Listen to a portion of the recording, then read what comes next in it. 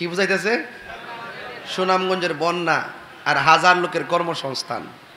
আরে বাবা, হাজার লোকের কর্মসংস্থান দিয়ে কি হবে? মানুষকে দান করলে কি হবে যদি নবী না মানে?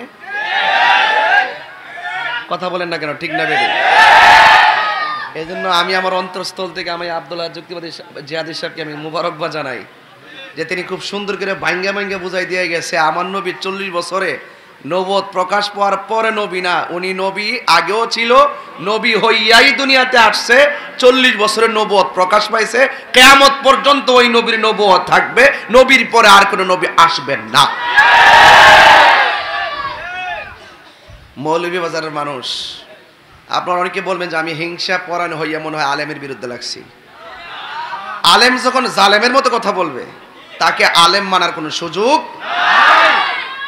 মুনাফিকদের কথা মিষ্টি মধুর হয়, আমরা মুনাফিক না।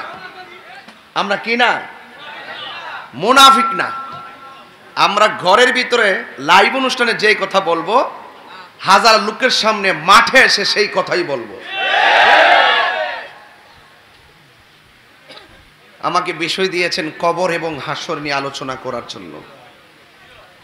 আমি এই বিষয়গুলো নিয়ে আলোচনা করব। এই পৃথিবীর সব কিছু সৃষ্টি হয়েছে আমার নবী পাকের সৃষ্টির উসিলা, ঠিক কিনা বলেন?